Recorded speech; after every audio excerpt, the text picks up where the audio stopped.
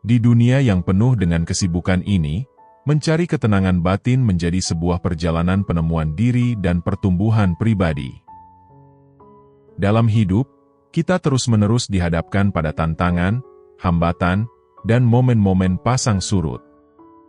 Di tengah perjalanan yang penuh gejolak ini, memupuk ketenangan batin bukan hanya sebuah keuntungan, tetapi juga sesuatu yang esensial. Karena dalam keadaan tenang dan seimbang, kita menemukan kekuatan untuk menghadapi masalah hidup dengan kejernihan pikiran dan ketenangan jiwa. Dalam menghadapi tantangan hidup, bagaimana cara mengatasi emosi Anda? Jika Anda adalah seseorang yang sering terbawa oleh badai emosi yang bergejolak, bagaimana perasaan Anda ketika membayangkan diri Anda hidup dalam ketenangan dan kebijaksanaan? Dalam video kali ini, mari kita menyelami perjalanan batin, merenungkan manfaat dari memupuk ketenangan mental dan kejernihan emosi, bukan hanya untuk kesejahteraan kita sendiri, tetapi juga untuk cara kita berinteraksi dengan dunia di sekitar kita. Perjalanan kita menuju ketenangan batin dimulai dengan pemahaman yang mendalam tentang emosi dalam diri kita. Emosi, kekuatan yang kuat yang menggerakkan kita dan mempengaruhi setiap aspek kehidupan kita, adalah seperti lautan yang meresapi keberadaan kita.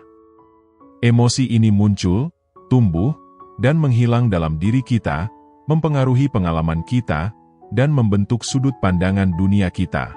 Ketika kita mengeksplorasi asal-usul emosi ini, kita menemukan bahwa emosi tidak muncul begitu saja, tetapi merupakan hasil dari interaksi antara pikiran, pengalaman, dan keadaan saat ini. Setiap emosi adalah sesuatu yang unik, tercipta dari sejarah pribadi kita, dan nuansa momen saat ini. Momen-momen refleksi mendalam membawa kita untuk memahami bahwa persepsi kita memainkan peran mendasar dalam cara kita mengalami dan bereaksi terhadap emosi.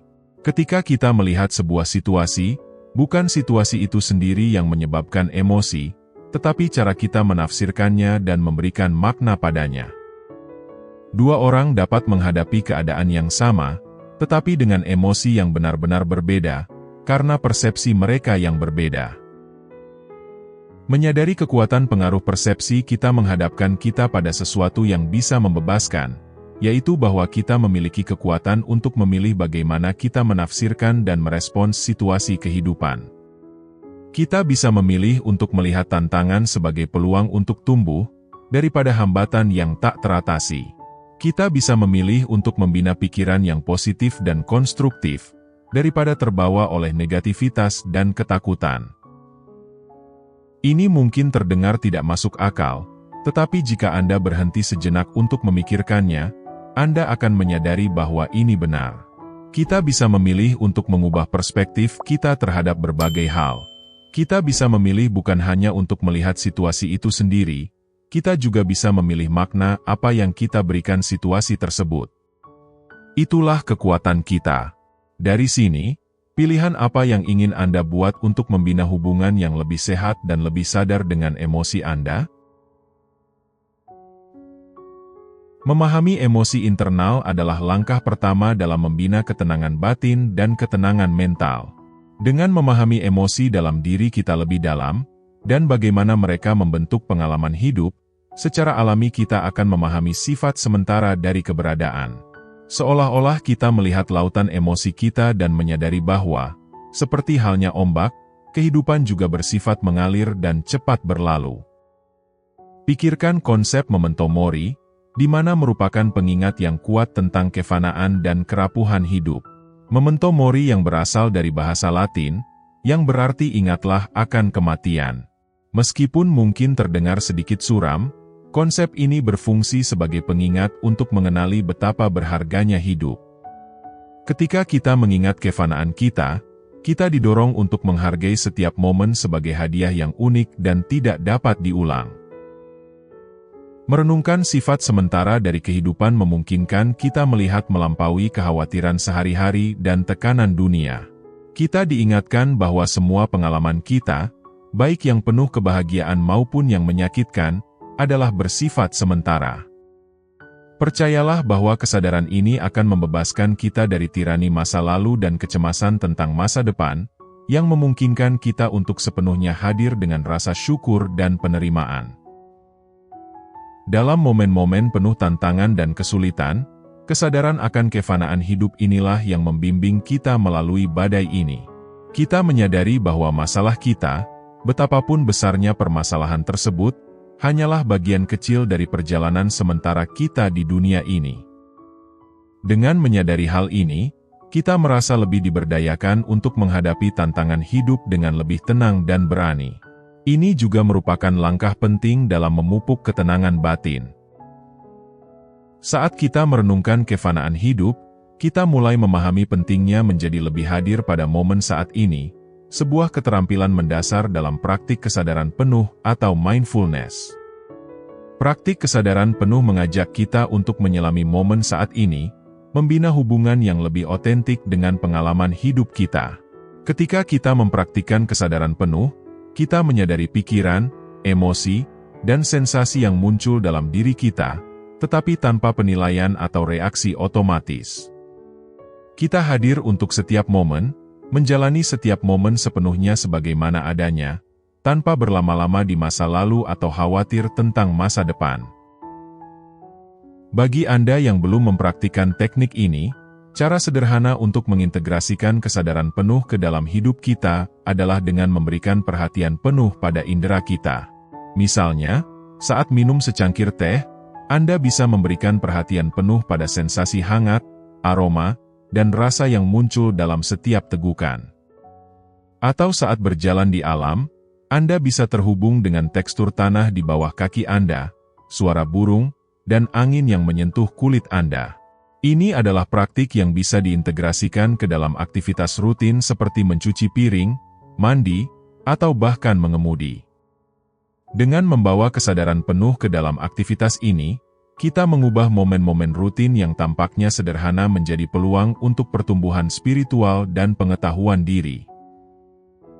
Tidak hanya itu, praktik kesadaran penuh yang teratur dapat mengurangi stres, meningkatkan fokus dan konsentrasi, memperkuat sistem kekebalan tubuh, dan meningkatkan perasaan kesejahteraan emosional yang lebih besar. Jadi, mengapa kita tidak memulai mempraktikkan kesadaran penuh ini?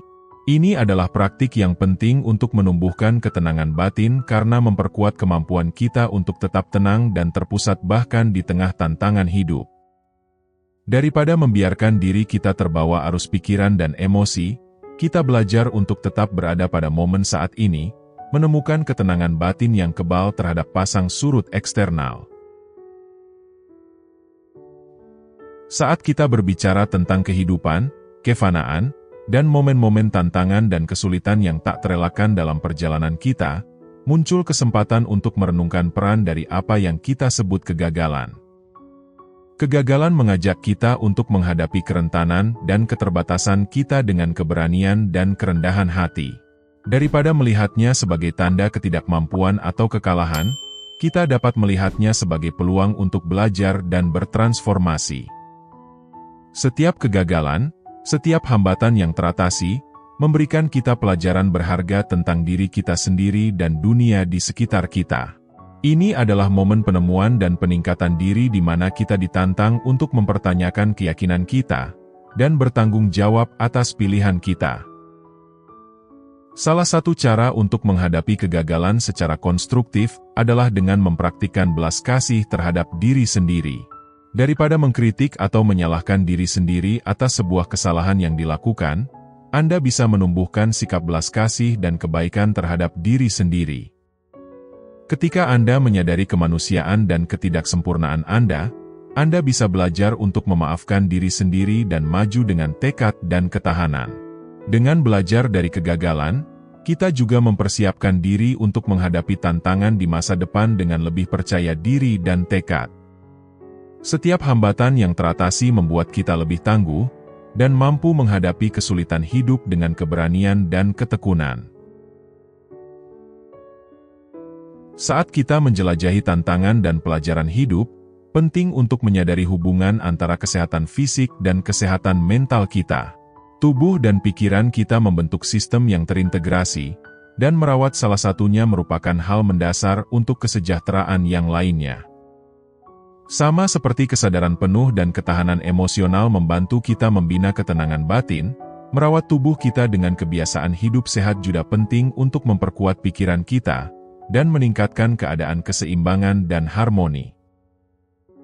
Salah satu cara paling efektif untuk merawat tubuh dan memperkuat pikiran adalah melalui olahraga fisik yang teratur. Aktivitas fisik tidak hanya memperkuat otot dan meningkatkan daya tahan kardiovaskular, tetapi juga melepaskan endorfin, neurotransmitter yang meningkatkan perasaan kesejahteraan dan mengurangi stres serta kecemasan. Baik itu berjalan-jalan di luar, berlatih yoga, berenang, atau menari, melakukan aktivitas fisik yang membawa kebahagiaan dan kesenangan bisa sangat transformasional untuk kesehatan mental dan emosional kita. Memberikan tubuh kita nutrisi yang penting juga merupakan cara yang bagus karena ini dapat meningkatkan energi, konsentrasi, dan suasana hati kita. Hal ini bukan hanya bermanfaat untuk kesehatan fisik, tetapi juga untuk kesehatan mental kita. Tidur juga memainkan peran penting dalam mengatur suasana hati, kognisi, dan fungsi sistem saraf. Tidur yang cukup setiap malam membantu kita memproses emosi, mengkonsolidasikan memori, dan mengisi energi untuk menghadapi tantangan pada hari berikutnya dengan kejernihan dan vitalitas. Jadi, merawat kesehatan mental dan fisik kita adalah langkah yang sangat penting dalam membina ketenangan batin. Meskipun kita akan menemui badai yang menantang kita, termasuk tantangan yang melemahkan mental keberanian dan tekad kita. Dalam momen-momen ketidakpastian dan kesulitan ini, keyakinan dan harapan muncul sebagai jangkar yang menjaga kita agar tetap tegar bahkan ketika segala sesuatu tampaknya ingin menjatuhkan kita. Imanlah yang menerangi jalan kita di saat-saat tergelap. Itu adalah keyakinan tak tergoyahkan pada sesuatu yang lebih besar dari diri kita sendiri, kepercayaan yang mendalam pada kekuatan cinta, kebaikan, dan kekuatan ilahi. Ketika kita memelihara iman, kita menemukan kenyamanan dan penghiburan, mengetahui bahwa kita tidak sendirian dalam perjalanan hidup. Kita menemukan kekuatan dalam kata-kata kebijaksanaan yang diwariskan oleh orang-orang hebat masa lalu, dalam kisah-kisah keajaiban, dan dalam janji masa depan yang penuh kemungkinan. Bersamaan dengan iman, harapan tumbuh seperti bunga yang tangguh di gurun kehidupan. Itu adalah optimisme yang mendorong kita maju bahkan ketika cakrawala tampak suram. Harapan mengingatkan kita bahwa setiap fajar baru membawa janji awal yang segar, peluang untuk pembaruan dan pertumbuhan. Itu adalah keyakinan bahwa terlepas dari tantangan yang kita hadapi, selalu ada cahaya di ujung terowongan, sebuah alasan untuk terus maju. Untuk menjaga nyala api keyakinan dan harapan tetap hidup, bahkan di saat-saat yang paling sulit, penting untuk memupuk praktik yang memperkuat semangat dan ketahanan emosional kita. Kita dapat menemukan inspirasi di alam, dalam keindahan yang mengelilingi kita, dan dalam kehadiran orang-orang terkasih yang berbagi pengalaman dengan kita. Kita dapat mencari penghiburan dalam doa, meditasi, dan perenungan dalam hati, menemukan ketenangan dalam kata-kata penghiburan dan dorongan yang muncul dari lubuk hati kita. Saat kita berbicara tentang memperkuat semangat dan ketahanan emosional kita, membina hubungan yang sehat dan bermakna juga membantu meningkatkan keseimbangan emosional kita. Hubungan kita dengan orang lain memainkan peran mendasar dalam perjalanan pengembangan diri, memberikan dukungan, pemahaman, dan sumber kebahagiaan dalam hidup kita.